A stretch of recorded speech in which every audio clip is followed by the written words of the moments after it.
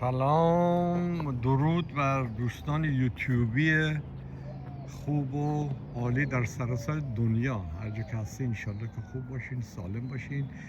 من ویدیو میخوام شروع کنم برای دوستانی که علاقمندن. اینجا ما از اینجا خدمت شما عرض کنم که به شهر کوچیک هست شمال غربی آستین تگزاس و مخصوصا تازگی ها یا خورده بارون، کلی بارون اومده، خیلی قشنگ شده اینجا خیابون ماست و اینجا ما یه خونه خریدم و دارم ریمادلش میکنم، دارم داخلش رو مخصوصا خیلی در داغونه، بیرونش هم کلی آتاشقاله. حالا نشونتون میدم، دارم درستش میکنم.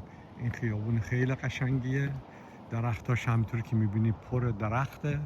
البته یه مقدار این درخت خیلی زیادیه به خاطر که بالای ساختمون گرفته و خطرناک هم هست، طوفانی چیزی بیاد ساختمونه رو ناجوره، داغون میکنه. حالا من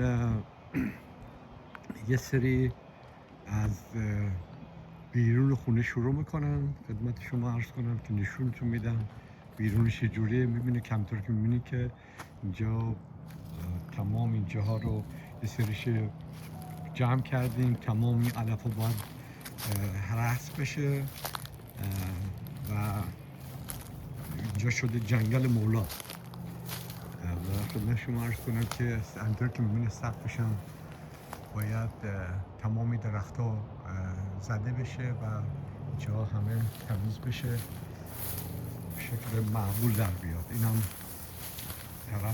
طرف خونه است و ما انباری مال همسادمونه. حالا از این طرف میرم که خود بهتر میشه راه رفت، میبرم اون برای خونه، نشونتون میدم.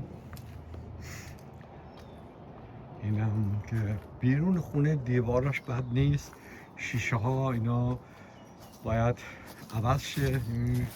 هرچی بوده اینجا چیز داشته، یه خانه بوده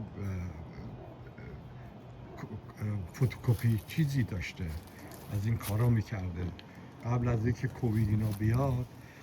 خوب بوده ولی بعدش مثل که اوضاعش خیلی خراب شده و کم کم ولی 6 ماه 7 ماه پیش دیگه بیل کرده، ولی همه آشغال و هر چی بوده رو اینجا نگاه تو رو خدا تمام اینا رو اینجا جا گذاشته. اینم کنار خونه است، سمت راست خونه است. اینجا پشت خونه است. همطور که میبینین چقدر اینجا آتش‌خال جا گذاشته. تمام اینجا دیوار یعنی فنس فلزیه و اینجا یه انباری اون ته که توش هم پر آتش‌خال بود، ما آوردیم ما برای بیرون ریختیم. یه سری هم که اینجا بود یا آتش‌خال، اینم حساب سخت بشه. اینم در کشابی بیرونه که میره داخل میاد توی حیاط.